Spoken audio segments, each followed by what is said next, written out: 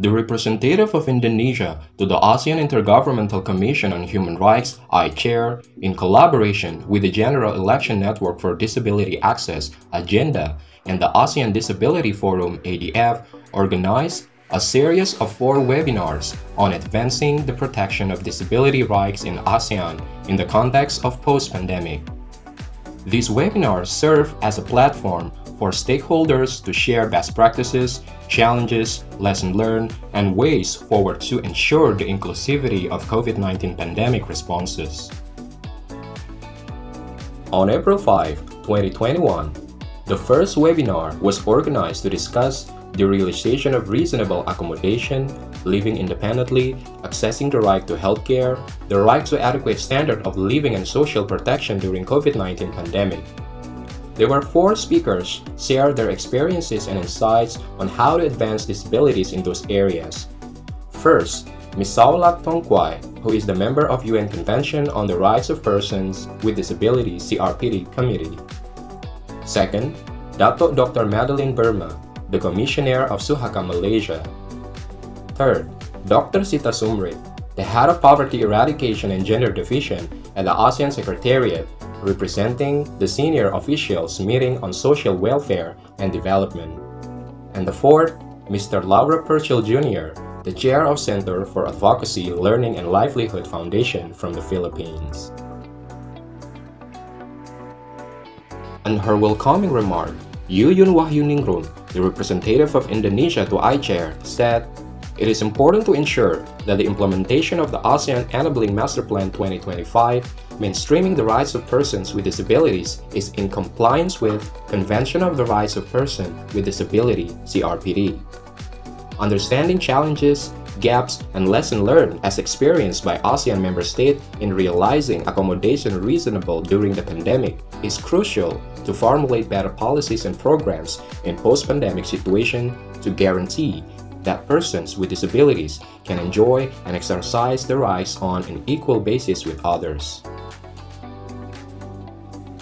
Ms. Gillian Ray, the Consular of the Australian Mission to ASEAN at the Australian Department of Foreign Affairs and Trade, or DFAT, affirmed the Australian government commitment in her welcoming remarks by saying that Australia places a strong emphasis on mitigating the pandemic's impacts, including on human rights. Our focus includes disability, gender equality, and inclusion. Ms. Saolak Tongkwai, the member of the UN Committee on the CRPD, during her presentation emphasized that CRPD marks a paradigm shifts in attitudes, approaches, and relations between the states of persons with disabilities. CRPD perceives persons with disabilities as subjects with rights who are capable of claiming those rights and making decisions for their lives based on their free and informed consent, as well as being active members of society. The Convention gives universal recognition to the dignity of persons with disabilities. Dato Dr. Madeline Burma, the Commissioner of Suhaka Malaysia, said during her presentation that it is proper to say that none of us were ready to deal with COVID-19 or to put human rights at the center of its responses. In our human rights monitoring, we found some of the basic information related to pandemic, such as how to use masks, washing hands, and social distancing were not disability-friendly. We also received a number of complaints about the situation of vulnerable groups, including persons with disabilities, that have been very much affected by the pandemic, especially during the movement control order.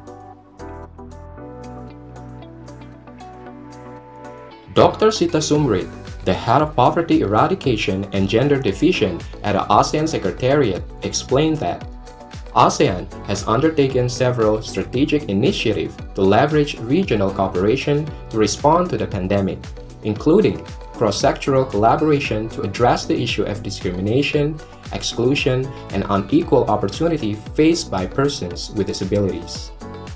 By putting CRPD as its core, we also aim at developing disability-inclusive resilient plans to build resilience among persons with disabilities. Mr. Laura Purcell Jr., the Chair of Center for Advocacy, Learning and Livelihood Foundation, highlighted that Our main concern is that many local governments are not familiar with CRPD. It is therefore we work closely with the local government to ensure that they use CRPD in their responses to pandemic and bridge the relationship between them and disability people organizations. For this purpose, I also think that it is important to engage with the National Council on Disability Affairs, Constitutional Commission on Audit, Commission on Human Rights, and Civil Service. The more government agencies are knowledgeable about CRPD, the better.